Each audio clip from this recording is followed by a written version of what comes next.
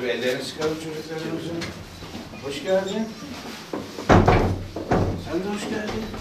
Nasılsın? Bu içinde bulunduğumuz binayı ve çevreyi sevdiniz mi? Peki bilgi aldınız mı buranın tarihi hakkında? Diyarbakır çok tarihi, çok köklü, çok özel bir şehir. Bugün şu anda siz Sur ilçesindesiniz. Sur çok tarihi bir ilçe. İçinde bulunduğumuz ortamda İçkale dediğimiz alan. 10.000 yıllık bir geçmişi var burasının. Bu bina da çok tarihi bir bina. Sevdiniz mi valilik binamızı? Ha? Deniz'in valilik binasına gittiniz mi? Hiç mi? O zaman Deniz'deki vali amcanıza da söyleyeceğim, sizi kabul etsin. Tamam mı? Onun da Hasan.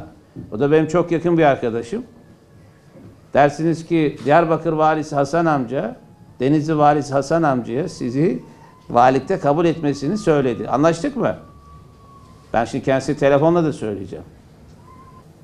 Sizler daha önce Çanakkale ve İstanbul'daki arkadaşlarınız dahil çok sayıda diğer illerden gelen genç sizin gibi kardeşlerinizi ağırladık. Diyarbakır'dan sizin arkadaşlarınızı, yaşıtlarınızı, kardeşlerinizi Türkiye'nin diğer illerine, İstanbul ve benzeri illerine gönderdik. Böylelikle çok güzel bir kaynaşma, tanışma, arkadaşlık oluşturma, bu büyük ve çok güzel ülkemizin her bir köşesini, her birinizin görmesine fırsat tanımış olduk. Şimdi sizler de buraya Denizli'den geldiniz. Daha önce Diyarbakır'a gelen var mı? Bir sen varsın. Onun dışında hepiniz için ilk geliş değil mi? Şimdi tanımış olacaksınız. Bu güzellikleri göreceksiniz.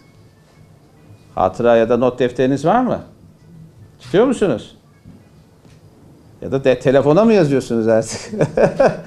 Bu çağda telefon var artık. Telefonun notlarını alıyorsunuz. Bunları unutmayacaksınız. O çektiğiniz fotoğraflar, karşılıklı oluşturduğunuz dostluklar hep sizle birlikte yaşayacak.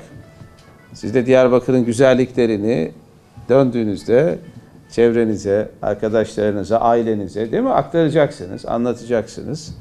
Ve kısa bir zaman sonra da biz de size inşallah Denizli'ye, Diyarbakır'dan sizin arkadaşlarınızı göndereceğiz. Onlar da Denizli'yi tanıyacaklar. Şöyle koy istersen. Özelliği nedir? Bu yatağın dışarı. Gel şöyle. Yatağın. Muğla yatağın değil. Muğla yatağın değil. Denizli. El. Üzerinde isminiz. Çok teşekkür ederim. Sayın Valimize de selam ve sevgilerimize çok teşekkür ettiğimi söyleyeyim. Biz Anadolu'yuz. Biz Anadolu'yuz. Biz Türkiye'yiz. Biz Türkiye'yiz. Biz Diyarbakır'ız. Biz Diyarbakır'ız.